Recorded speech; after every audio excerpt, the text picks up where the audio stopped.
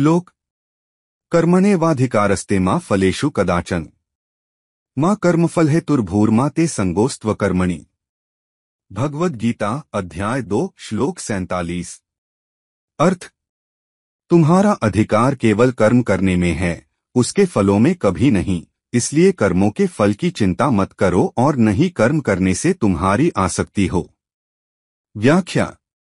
इस श्लोक में भगवान श्री कृष्ण अर्जुन को समझाते हैं कि मनुष्य का अधिकार केवल अपने कर्म करने में है, लेकिन उन कर्मों के फल पर उसका कोई अधिकार नहीं है।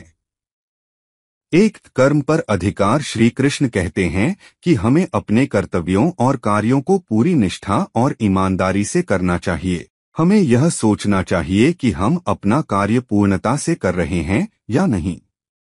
2 फल पर अधिकार नहीं, हमें अपने कर्मों का फल कैसा होगा इसकी चिंता नहीं करनी चाहिए। फल की चिंता हमें विचलित कर सकती है और हमारे कार्यों की गुणवत्ता को प्रभावित कर सकती है। 3 कर्मफल की चिंता न करें। जब हम केवल फल की इच्छा में कार्य करते हैं तो हमारा ध्यान केवल परिणाम पर होता है और यह दृष्टिकोण हमें वर्तमान में अपने कार्यों को ठीक से करने से रोक सकता है। 4 अकर्मण्यता से बचें। यह भी कहा गया है कि हमें कर्म न करने की सोच से भी दूर रहना चाहिए। हमें यह नहीं सोचना चाहिए कि अगर फल की चिंता नहीं करनी है तो कर्म करने की भी आवश्यकता नहीं है।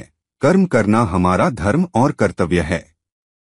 इस प्रकार श्री कृष्ण अर्जुन को सिखाते हैं कि हमें अपने कर्तव्यों का पालन बिना किसी आसक्ति और चिंता के करना चाहिए। ऐसा करने से हम मानसिक शांति और संतुलन पा सकते हैं।